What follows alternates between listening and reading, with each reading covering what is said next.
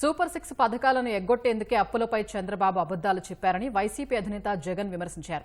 YCP అధికారం నుంచి దిగే నాటికి 6.46 లక్షల కోట్ల అప్పులుంటే 10 లక్షల కోట్లకు పైనే ఉన్నాయని బడ్జెట్లో చూపడం దారుణమన్నారు.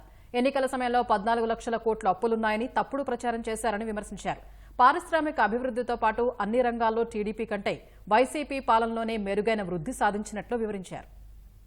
చంద్రబాబు నాయుడు గారి చేతుల్లో ఉన్న అధికారులతోనే తానే బడ్జెట్ తయారు చేయించి అసెంబ్లీలో తానే ప్రవేశపెట్టాడు. అందులోని అంకెలు కూడా చంద్రబాబు గారే పెట్టారు. కాగ్ కూడా ఆ అధికారిక లెక్కలను ధృవీకరించింది. మరి ధృవీకరించిన తర్వాత 6,46,000 కోట్ల అప్పులున్నాయని మీరే ప్రవేశపెట్టి మీరే లేదు 6,46,000 కోట్లు కాదు 10,45,000 అని ఎవడు అంటాడు. చంద్రబాబు నాయుడు గుంజిని లీస్తానంటాడు. ఇంకా వస్తే మీరు పక్కకు వస్తే మీకు చెప్తాను, ఇంకా ఎక్కువ ఇంకా వేరే నెంబర్లు చెప్తానంటాడు. కేవలం సూపర్ 6 సూపర్ 7 హామీలను ప్రజలు ఎందుకు నువ్వు ఇవ్వడం లేదని నిలదీస్తారు అని ఒకే ఒక్క కారణం చేత బొంకిందే బొంకుల బాబు అని చంద్రబాబు నాయుడుని ఎందుకు అనకూడదు? చెప్పిన అబద్ధాలే మళ్ళీ చెప్పుకుంటా వస్తా ఉంటాడు. స్పిల్ ఓవర్ అకౌంట్స్ మీద కూడా ఇదే రకమైన దుష్ప్రచారం.